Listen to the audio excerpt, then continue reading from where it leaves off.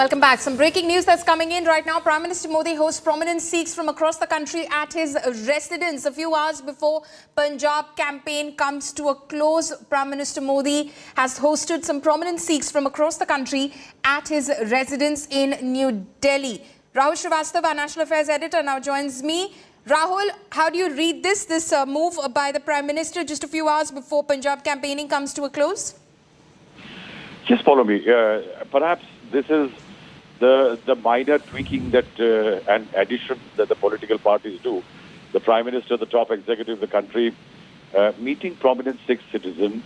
Perhaps it is in a wider sense to add to the effort of the BJP in a state where after the Akali Dal walked out and the BJP was left with a very virtually nothing kind of a situation.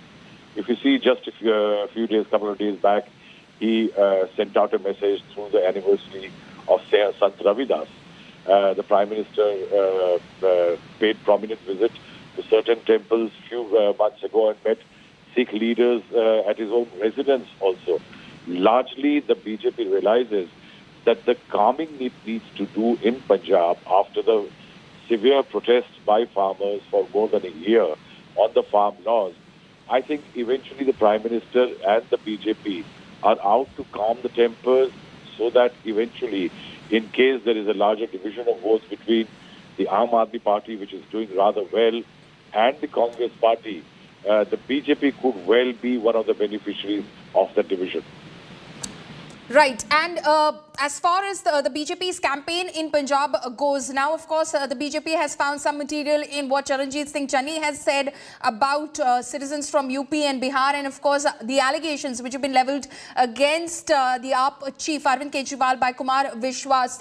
Do you think that has added some ammunition to the BJP's campaign in Punjab? Definitely. Probably there is a large segment of workers from UP and Bihar which goes on and works in Bihar, in Punjab, and has settled out there. There is definitely a certain amount of resonance in that vote bank. If you notice that the BJP is not only launching an attack directly, but also utilizing the services and the good offices of Nitish Kumar, the Bihar Chief Minister, who has launched a scathing attack on Mr. Channi for the remark that he made, in which coincidentally Priyanka Gandhi was seen cheering and also clapping.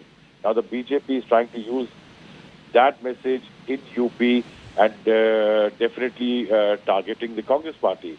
The Arvind Kejriwal element also is something that the BJP is looking at positively, is utilizing.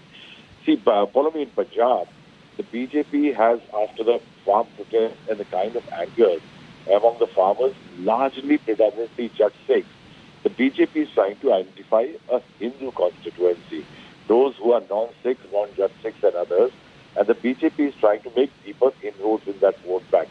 And in an effort, that is where comes in the BJP's effort to get voters who are people largely, earlier who belong to UP and Bihar and have settled down in Punjab.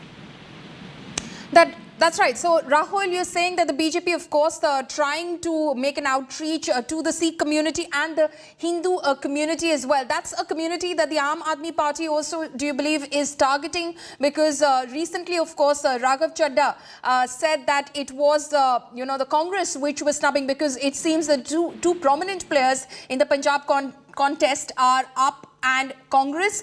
Raghav Chadha said it was the Congress which was dismissing the Hindu vote bank, was insulting Hindus in the way that it treated Sunil Jakhar. So, as far as the Hindu vote bank is concerned as well, the game is on. Yes, definitely. Follow me, that's a very crucial element that Aam Aadmi Party, which initially did not have a very dominant or prominent Jat Sikh phase in a politics in a state which is dominated by that community.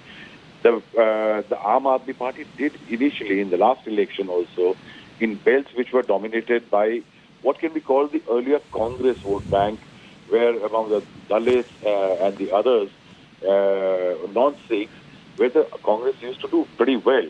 The Aam Aadmi party has been making deeper inroads into that vote bank.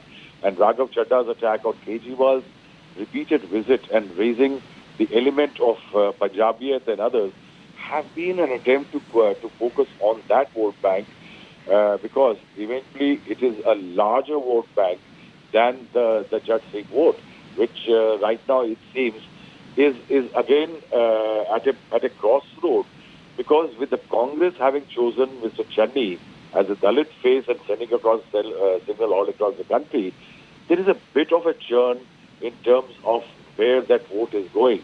And that is why I will say that it is Punjab has become a multiple cornered contest in which the Prime Minister has thrown his hat, say, for example, by meeting Punjab provinces, because if you see how the equations have changed, the man who was seeking votes in the name of Congress, Amrinder Singh, is now seeking votes in the name of for the BJP. Right.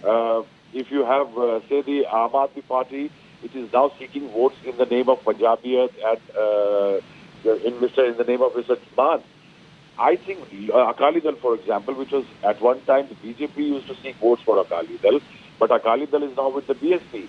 I think a lot of equations have changed, and that is why the Prime Minister and the BJP are utilizing every possible effort at all levels, because right now I think no political party knows which way the voter in Punjab would be going eventually when he votes.